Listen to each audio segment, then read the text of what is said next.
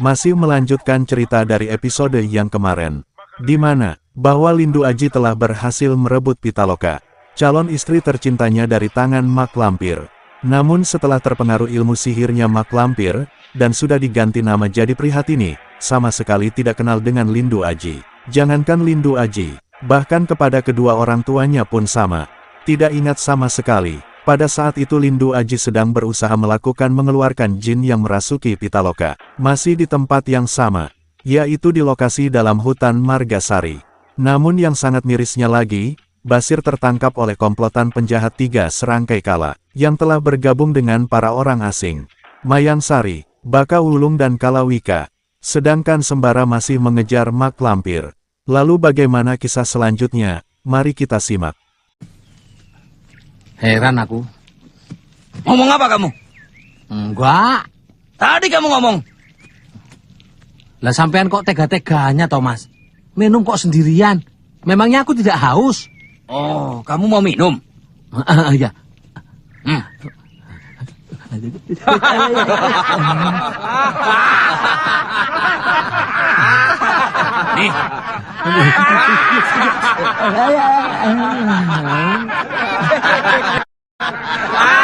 Jangan pada ketawa. Ah, babe bau peti.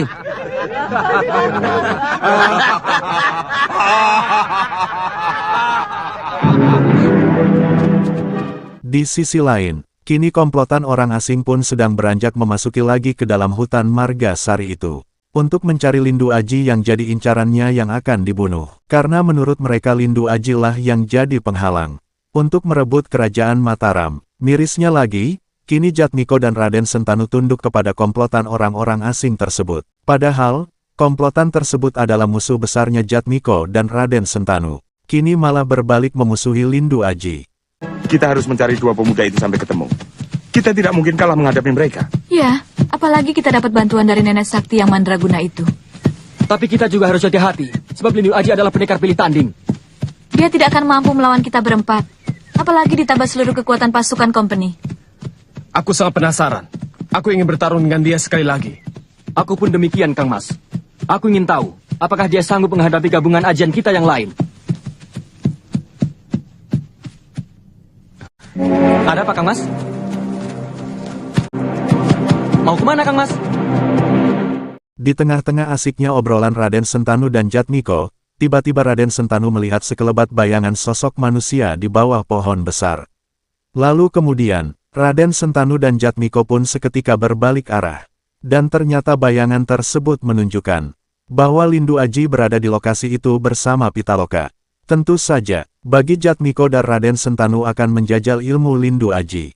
Ditambah lagi, bahwa Prihatini kekasih Jatmiko sedang bersama Lindu Aji di dalam gua yang tersembunyi itu. Lalu bagaimana kisah selanjutnya? Mari kita simak.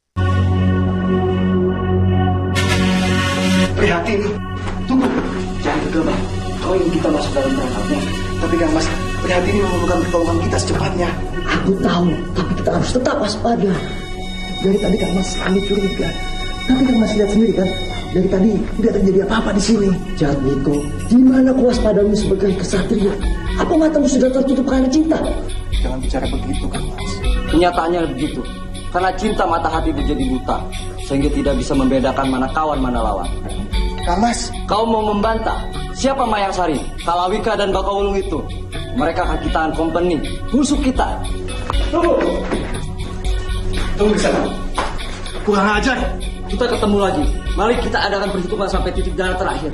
Serahkan Prihatini pada, atau akan kuambil secara paksa. Silakan. Saya tidak akan menghalangi.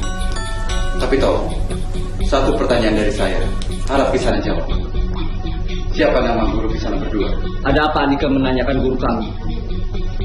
Saya melihat gerak silat Kisana mirip dengan gerak silat Pitaloka. Siapa guru Kisana? Ki Ageng Linggajati. Apa hubungannya dengan Ki Ageng Sumanjati? Siapa Andika? Saya adalah seorang pejuang yang bercita-cita mengusir kompeni. Dari mana Andika? Mataram.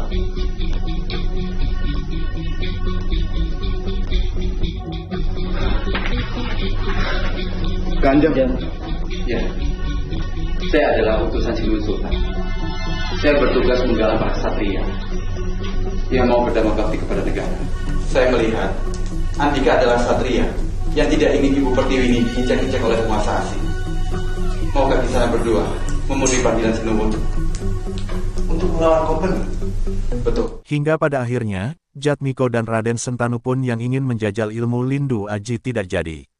Bahkan malah sebaliknya, Jatmiko dan Raden Sentanu tunduk kepada Lindu Aji. Singkat cerita, Sembara yang sedang mengejar mak lampir yang sudah dipastikan bahwa mak lampir sudah luka dalam yang sangat parah. Karena sabetan cambuk sakti Sembara, kini mak lampir pun kabur ke lokasi istana siluman buaya putih di Kedung Dalam. Sangat kebetulan, karena Sembara pada waktu di Sungai Margasari, sudah mendapat informasi dari mata batinya bahwa Parida disembunyikan oleh mak lampir di istana siluman buaya putih. Namun lagi-lagi, di sana Sembara dihadang oleh anak buah Ki Bolong Burahong, pacar mak lampir, hingga akhirnya pertarungan pun terjadi lagi. Waktu Sembara hendak menyelamatkan gadis cantik yang akan diculik oleh anak buah Ki Bolong Burahong.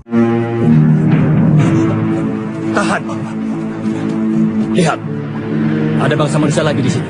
Gemuk? Pasti dagingnya enak dimakan, Kakang. Ayo kita ke sana. Ayo. Dia bisa melihat kita, Kakang. Hati-hati. Mungkin dia bangsa manusia yang sakti juga. 4 Badut. Dia melihat kita berempat. Berarti matanya betul-betul bisa menembus alam kita. Bukan 5. Badut penipu, badut semilik kita. Begitu jangan deket-deket, Kak. Dia benar-benar orang sakti. Dari mana kau tahu? Sejak kemarin perutku tidak beres. Aku kentut terus. Kalau bukan orang sakti, bagaimana dia tahu aku tukang kentut? Hei, badut-badut. Datanglah kemari. Aku sunati satu persatu. Sampai buntung. Lari, Kakang. Lari. Kita mau disunat. Ayo. Selanjutnya, setelah anak buah Ki Bolong Burahong tidak mampu melawan Sembara, kini murid Ki Bolong Burahong pun melapor kepada gurunya. Hanya saja murid Ki Bolong Burahong tidak kenal dengan Sembara. Dia tidak menyebutkan namanya. Tapi senjata yang dimilikinya benar-benar dahsyat dan membuat setiap lawan gentar, Guru. Senjatanya apa? Tombak? Keris? Pedang? Bukan, sebuah cemeti, Guru. Cemeti? Apakah pemiliknya seorang kiai tua? Kiai Ageng Jembar Jumantoro? Bukan, dia masih muda, Guru. Jangan-jangan kau telah berhadapan dengan Sembara. Di mana saudara-saudaramu yang lain? Entah kemana. Kami saling terpisah karena gentar ketakutan. Setelah berakhir pertarungan melawan anak buah Ki Bolong Burahong, Sembara pun kembali menuju Basir yang telah lama menunggu di bawah rerimbunan pohon. Karena Basir enggan ikut Sembara, sabab Basir pun badan terasa capek, karena habis disekap oleh komplotan penjahat 3 serangkai kala. Waktu di hutan Margasari, karena baru saja Basir diselamatkan nyawanya oleh Sembara. Bagaimana, Sembara? Ketemu Farida? Tidak, Sir. Ayo kita pergi. Ini bukan tempat yang aman. Model begini pasti banyak memedinya. Ada apa lagi, Sembara? Gadis cantik, Sir. Gadis cantik? Mana? Mana? Di seberang sana. Pakaiannya serba putih. Tipis dan halus seperti bidadari. Siapakah namamu, Nyai? Wah, gawat. Kamu mulai kesurupan, Sembara. Sembara, bangun. Bangun. Bolehkah saya tahu siapa nama Nyai? Namaku Rindi Antika. Terima kasih atas pertolongan Andika. Rindi Antika. Nama yang indah. Sesuai sekali dimiliki gadis cantik dan manis. Loh. Apanya yang cantik? Wah, benar-benar kesurupan kamu. Mempraktekkan ilmu. Ilmu apa? Kata guruku, ini ilmu goyang. Siapapun yang kena ini, pasti dia akan nyengir kuda. Goyang gundulmu. Di sisi lain, mak lampir yang sedang menderita luka dalam pun sedang bersemedi di sebuah gubuk. Akan tetapi, tiba-tiba Ki Bolong Burahong dengan salah satu muridnya melaporkan kekalahan dalam pertarungan. Muridku bentrok dengan seorang pemuda bangsa manusia. Dia bersenjatakan cemeti. Kukira Sembara. Malampir sedang menyembuhkan dirinya sendiri. Berapa lama, Kakang? Apa kita akan menunggunya terus sampai Malampir sembuh? Kita lihat saja nanti. Waktu itu kami sedang bertempur dengan Rindi Antika. Kami hendak menangkapnya, tapi usaha kami gagal karena pemuda itu datang menolongnya. Rindi Antika, anak si Bayau dari Istana Atas Angin. Betul, Guru. Atas perintah siapa kalian hendak menangkap Rindi Antika? Atas perintahku. Aku ingin menjadikan gadis cantik itu selirku. Aku setuju, Kakang. Biar si Bayau disiksa. Kira-kira siapa pemuda itu? Sembara. Jika Sembara bergabung dengan Rindi Antika untuk menyerbu Istana Siluman Buaya, pasti Sembara akan menemukan tempat Farida disembunyikan. Aku harus segera memindahkannya. Antarkan aku ke sana, Kakang. Kita berangkat sekarang juga. Apakah tidak sebaiknya menunggu kamu sembuh dulu? Di sisi lain, di dalam Istana Siluman Buaya, di kedung dalam pun Farida akan diperkaos oleh Bajul Segara, anak Ki Bandang Laksa, pacar kedua Mak Lampir. Iya, diam-diam Mak Lampir pacarnya banyak ternyata. Namun Bajul Segara keburu ketahuan oleh ayahnya. Bagaimana? Yang lagi nonton video ini pada punya pacar nggak? Ayo ngaku guys. Pergi. Jangan kemari sebelum aku panggil. Siap.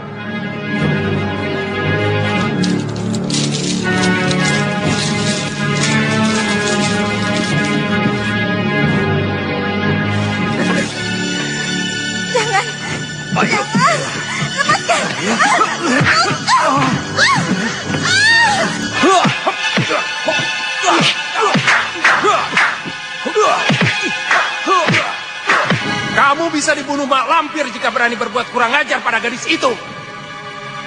Keluar kalian dari tempat ini. Keluar!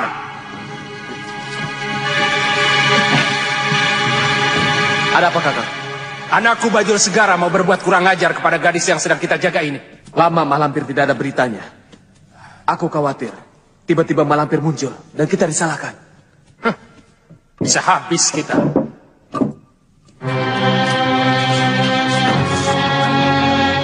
Iya, di saat Mak Lampir sedang luka dalam, namun khawatir Farida ditemukan oleh Sembara. Kini Mak Lampir pun nekat dipayang oleh Bolong Burahong, pacar pertamanya, untuk diantar ke Istana Siluman Buaya Putih di kedung dalam. Namun pada saat itu Kiai Jabat dan Nyai Bidara pun sudah mengintai dari awal. Lalu bagaimana selanjutnya? Apa yang akan dilakukan Kiai Jabat dan Nyai Bidara? Mari kita simak. Jika Sembara bergabung dengan Rindi Antika, maka tidak aneh jika anak muda itu akan menyerbu Istana Kedung Dalam. Apalagi Cemeti Laknat itu sudah berada di tangannya. Dia dapat mengobrak-abrik Istana Siluman manapun. Segera laksanakan, Kakang. Iya, tapi tunggu sampai luka-lukamu sembuh benar. Kira-kira mau kemana mereka, Kakang? Tidak tahu. Kita ikuti saja nanti. Dan ternyata, Mak Lampir bersama Bolong Burahong dan diikuti anak buahnya, masuk ke danau yang sangat dalam, dan isi danaunya pun kental dengan buaya-buaya siluman. Namun Kiai Jabat dan Nyai Bidara tidak akan tinggal diam. Akan segera membuntuti Mak Lampir. Sampai ke ujung dunia pun akan ku kejar, katanya. Kita harus berhati-hati terhadap buaya itu, Kakang. Betul, kalau tidak mereka akan curiga kepada kita. Kita harus bersikap tenang dan jangan mencurigakan.